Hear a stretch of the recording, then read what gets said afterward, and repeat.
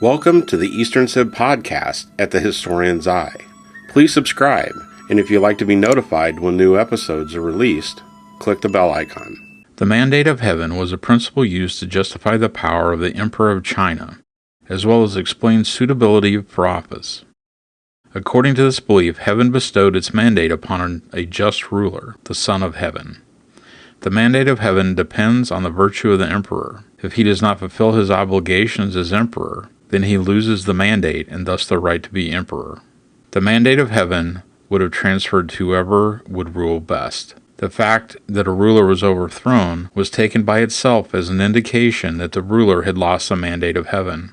In addition, it was also common belief that natural disasters such as famine and flood were the signs of heaven's displeasure with the current ruler. So there would have been revolts following major environmental events as citizens saw these as signs of heaven's displeasure. The mandate of heaven does not require that a legitimate ruler be of noble birth. The dynasties were often founded by people of common birth, such as the Han Dynasty and the Ming Dynasty. The mandate of heaven had no time limitations, depending instead upon the just and able performance of a ruler and his heirs. Throughout the history of China, times of poverty and natural disaster were often taken as signs that heaven considered the incumbent ruler unjust and thus in need of replacement.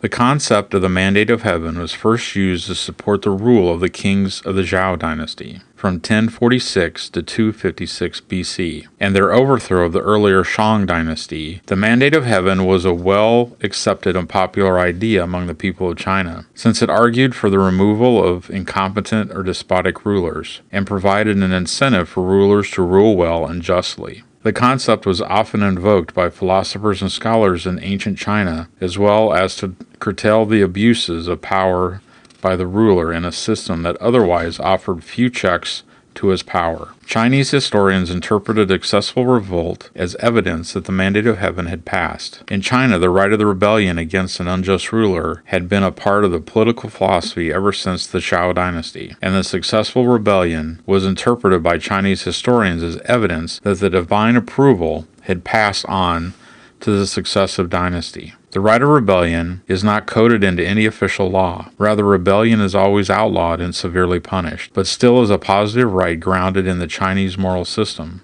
Often it is used as justification for the actions to overthrow a previous dynasty after rebellion has been successful and a new dynastic rule has been established. Since the winner is the one who determines who has attained the mandate of heaven and who has lost it, some Chinese scholars consider it to be a sort of victor's justice, best characterized by the popular Chinese saying, "The winner becomes king and the loser becomes outlaw."